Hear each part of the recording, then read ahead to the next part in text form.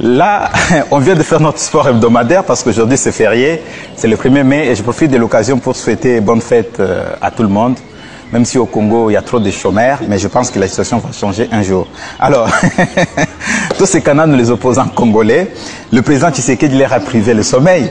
Voilà qu'aujourd'hui, il monte au créneau pour faire des déclarations creuses, des déclarations vides d'essence, des déclarations qui n'ont pas de sens normalement. Ils veulent sauver leur allié Joseph Kabila. Et je rappelle ici que Madame Olive Lembe Kabila l'avait dit à son temps que oh, Nanoalia Nassani Nangate, à Tombola Moussapinaï. Et voilà, les masques commencent à tomber et ce n'est que les débuts. Vous n'avez encore rien vu, ce n'est que les débuts.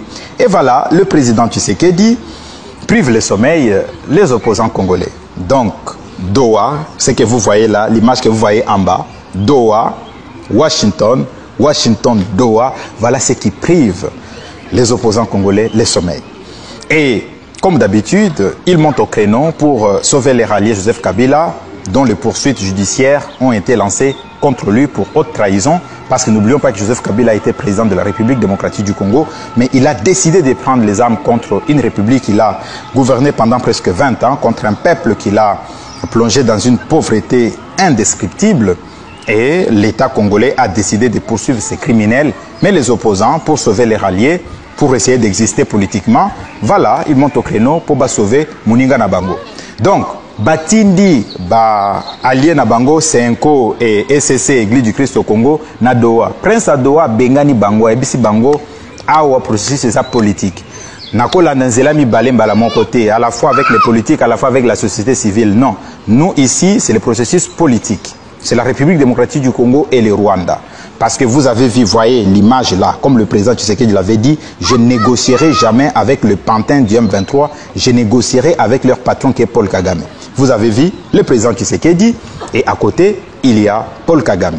Et le processus de Doha, la délégation M23, la délégation congolaise, c'est normal parce que il faut au moins organiser les choses, amnistier les gens, organiser les choses, structurer les choses. C'est tout à fait normal parce que ces Congolais ont été achetés, ces Congolais corrompus ont été manipulés par les Rwandais. Il faut organiser tout ça, ce sont nos compatriotes, ce sont des choses qu'on doit gérer au niveau interne. Et ce n'est pas, la question n'est pas leur intégration au sein de notre armée, de nos institutions, pas question. Pas question, c'est, en fait, ça ne fait même pas débat. On doit être clair, ça ne fait même pas débat. Et voilà, maintenant, comme le président Tshisekedi l'avait dit, on va parler avec les Rwandais.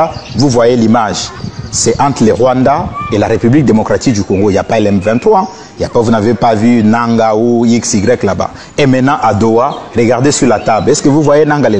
Il n'est pas là. Nanga n'est pas là. Donc, c'est un manipulé, c'est un corrompu qui a été acheté par les Rwandais juste pour servir ses intérêts personnels. Voilà donc ce qu'on avait à vous dire. Mais le plus regrettable dans tout ça, c'est de voir un homme qui autrefois était intègre, un homme qui a milité aux côtés d'Étienne Tshisekedi du Moulumba de Res Mémoire, Martin Fayulu, s'est baigné dans les sangs des Congolais parce que Martin Fayulu, il ne pouvait pas aller s'allier avec Joseph Kabila. Martin Fayulu est allé se baigner dans les sangs des Congolais, dans les sangs d'Armand Tungulu, dans les sangs de Floribert Chebeya, dans les sangs de Rossi Mukendi, dans les sangs de Thérèse Kapangala. Et n'oublions pas que Delis Sanga était rebelle. Il a tué les Congolais, il a les sangs des Congolais entre ses mains. Donc Martin Fayulu est allé se baigner dans ces sangs-là. Il est allé se baigner dans les sangs des Congolais qui sont entre les mains de Moïse Katumbi parce que quand il était gouverneur du Katanga, il a instrumentalisé la haine tribale contre les Kassaïens. Il y a eu des innocents Kassaïens qui ont été tués. Donc Moïse Katumbi a les sangs des Congolais. Et Martin Fayulu, voilà, il va se baigner dans ces sangs-là.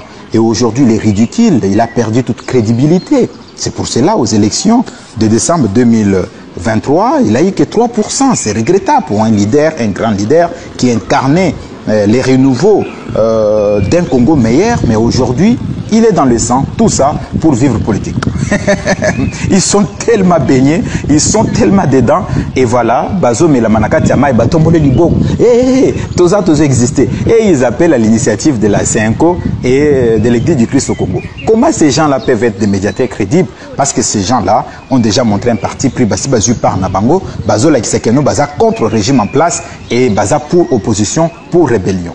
Alors, comment yo mutomonte, on l'a déjà parti pris, on l'a déjà causé net traité, aux olingo comme médiateur. Ça n'a pas de sens. Ça n'a pas de sens. L'église catholique, c'est une église corrompue. Les leaders de cette église-là sont des gens corrompus. Ils ne peuvent pas être crédibles pour jouer le rôle de médiateur.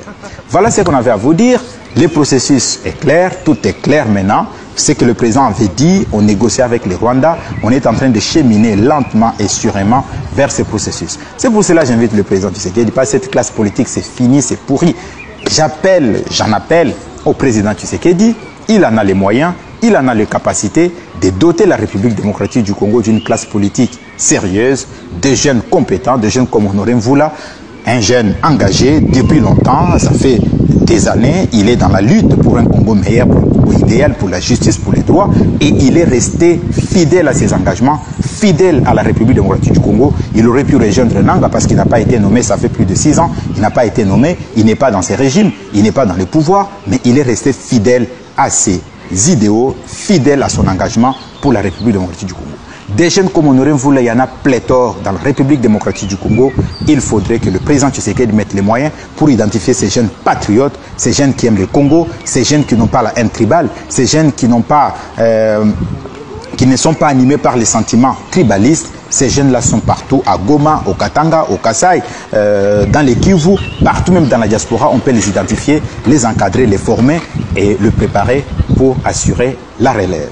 C'est votre humble serviteur, Platini Chimpumpu, professeur du militantisme patriotique. Je vous porte dans mon cœur et je rêve d'un Congo fort, d'un Congo prospère, d'un Congo digne et respecté, d'un Congo qui sera profitable à toutes ses filles et fils. Merci et de gros bisous.